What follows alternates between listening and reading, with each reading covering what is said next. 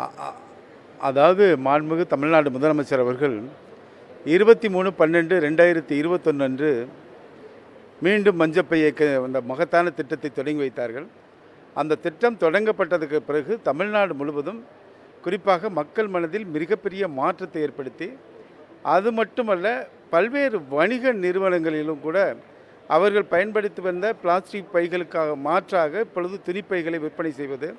இந்த அடிப்படையில் இப்போ வரைக்கும் கிட்டத்தட்ட ஒரு 25% மேலாக பிளாஸ்டிக் பயன்பாடு கட்டுக்குள் வந்து மஞ்சப்பையின் பயன்பாடு அதிகரித்திருக்கிறது என்பதை தெரிவிச்சுக்கிறேன்.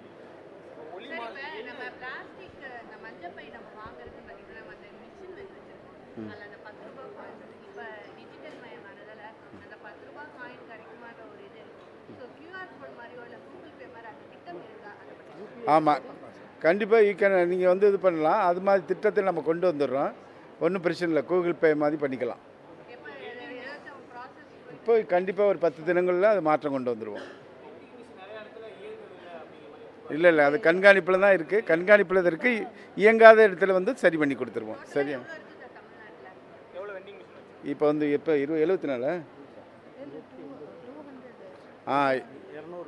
200க்கு மேற்பட்ட அந்த மீண்டும் மஞ்சப்பை விற்பனை இயந்திரங்கள் பொருத்தப்பட்டிருக்கிறது. வணிக வளாகங்களில், மக்கள் கூடுற முக்கியமான இடங்களில் பொருத்தப்பட்டிருக்கு. இன்னும் தேவைக்கேற்ப அந்தந்த இடங்கள் எங்கெங்கே தேவைப்படுதோ அடுத்த கட்டமாக நிறைய இடங்களில் அந்த மஞ்சப்பை விற்கக்கூடிய இயந்திரங்கள் பொருத்தப்படும் என்பதை தெரிவிச்சுக்கிறேன்.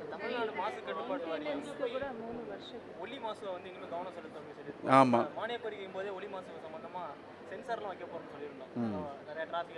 ஆமாம், அதான் இப்போ வந்து நாம் அந்த பணிகளை தொடங்கியிருக்கிறோம். கண்டிப்பாக ஒலி மாசை வந்து நாம் கட்டுக்குள் கொண்டு வர வேண்டியது மிக மிக முக்கியமான பொறுப்பாக இருக்கிறது. குறிப்பாக பார்த்திங்கன்னா குடியிருப்பு பகுதிகளில் பகல் நேரத்தில், குடியிருப்பு பகுதிகள், பள்ளிகள், கல்லூரி பகுதிகளில் பகல் நேரத்தில் 55 டெசிபிள் வரைக்கும் இருக்கலாம். இரவு நேரங்களில் 45 டெசிபிள் இருக்கலாம். இதுதான் லிமிட்டு. அதே மாதிரி தொழிற்சாலைகள் இருக்கிற இடங்களில் பார்த்திங்கன்னா 75 டெசிபிள் வரைக்கும் இருக்கலாம். அதுக்கு மேலே இருக்கக்கூடாது. இப்போ அதே மாதிரி பொது இடங்களையும் கண்காணிச்சுட்டு வரோம். ஏன் வந்து ஒலி மாசு ஏற்படுறதுனால என்ன பாதிப்பு ஏற்படுதுன்னா, செவித்திறன் பாதிக்கப்படும். அது மட்டும் இல்லாமல் நரம்பு மண்டலம் பாதிக்கப்படும். மூளைக்கு செல்கின்ற நரம்புகள் கூட பாதிக்கப்படக்கூடிய முக்கியமான சூழல் இருக்குது. அதனால் இந்த ஆண்டு முழுவதும் மாண்புமிகு தமிழ்நாடு முதலமைச்சருடைய வழிகாட்டுதலின் பேரில் ஒலி மாசை கட்டுப்பாட்டுக்குள் கொண்டு வருவதற்கான கடுமையான நடவடிக்கைகளை மேற்கொள்ள இருக்கிறோம் என்பதை தெரிவிச்சுக்கிறேன். இப்போ தீபாவளி நேரத்தில் இருக்குது, ஒரு மாதத்தில் தீபாவளி இருக்குது. இப்போ இந்த பட்டாசுகள்லாம் பலவிதமான பட்டாசுகள் கொண்டு வராங்க. இப்போ அதில் ஏதாவது நம்ம கட்டுப்பாடுகள் ஏதாவது விதிக்கிறோமா? ஆமாம், அதுக்கு தான் நம்ம வந்து பசுமை பட்டாசு அறிமுகப்படுத்தியிருக்கோம். கடந்த ஆண்டு பார்த்திங்கன்னா தீபாவளிக்கு அந்த வெடிக்கப்பட்ட பட்டாசுகளுடைய ஒலி, அந்த காற்று மாசு ரொம்ப கம்மியாயிருச்சு கடந்த வருஷம். இந்த வருஷம் அதே மாதிரி இருக்கணும்னு நாங்கள் எதிர்பார்க்குறோம். கண்டிப்பாக மக்கள்கிட்டே இப்போ ஒரு பெரிய விழிப்புணர்வு வந்திருக்கு. நாம் இதெல்லாம் செய்யக்கூடாது அப்படிங்கிறது. கண்டிப்பாக கடந்த ஆண்டு வந்து அந்த காற்று மாசானது அதற்கு முதல் ஆண்டை விட கடந்த ஆண்டு தீபாவளிக்கு கட்டுக்குள் இருந்தது. பொதுமக்களுக்கு நீங்கள் சொல்கிற விழிப்புணர்வு என்ன சார்? என்ன பண்ண சொல்கிறீங்க?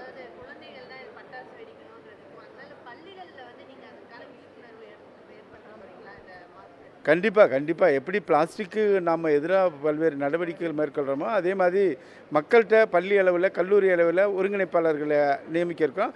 அதே மாதிரி இந்த பசுமை தூதுவர்களில் அந்தந்த பள்ளி, கல்லூரிகள் போகிற இடத்துல அவங்களையும் பிரச்சாரம் பண்ணுறதுக்கு வருங்காலத்தில் மேற்கொள்ளப்படும் என்பதை தெரிவிச்சுக்கிறேன்.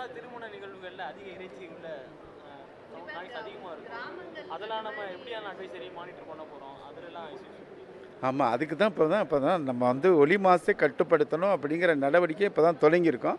காலப்போக்கில் அதுவே மக்கள் மனசில் மாற்றம் ஏற்பட்டு கண்டிப்பாக இதையும் நாம் கவனம் செலுத்த இருக்கிறோம் என்பதை தெரிவிச்சுக்கிறேன்.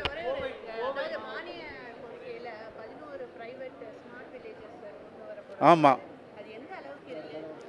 அதான் வந்து இப்போ வந்து பார்த்திங்கன்னா கிளைமேட் ஸ்மார்ட் வில்லேஜஸ், அதாவது காலநிலை திறன்மிகு கிராமங்கள் அப்படிங்கிற திட்டம் மாண்புமிகு தமிழ்நாடு முதலமைச்சருடைய வழிகாட்டுதலின்படி ஏற்படுத்தப்பட்டது. ஒவ்வொரு அந்த கிராமங்களுக்கும் ஸ்மார்ட் வில்லேஜஸுக்கும் 1 கோடி ரூபாயில் முதல் கட்டமாகவும், அதே மாதிரி உள வங்கி துணையுடன் அந்த திட்டங்கள் மேற்கொள்ள இருக்கிறோம். குறிப்பாக பார்த்திங்கன்னா பிச்சவரம், முத்துப்பேட்டையில் இருக்கிற அந்த முத்துப்பேட்டை, அதே மாதிரி கோடியக்கரை, ராமேஸ்வரம், அதே மாதிரி ஏற்காடு, ஊட்டி, கொடைக்கானல், திருச்செந்தூர் போன்ற முக்கியமான சுற்றுலா தலங்களை தான் நம்ம இந்த கிளைமேட் ஸ்மார்ட் வில்லேஜஸாக நம்ம செலக்ட் பண்ணியிருக்கோம். அதற்கான பணிகளை தொடக்க பணிகள் டிபிஆர் பணிகள் மேற்கொள்ள இருக்கிறோம். அங்கே இதுதான் அந்த ஏரியா பகுதிகளில் சுற்றுச்சூழல் பாதிக்கப்படக்கூடாது. குறிப்பாக பார்த்திங்கன்னா பிளாஸ்டிக் பயன்பாடு அதிகமாக இருக்கும்.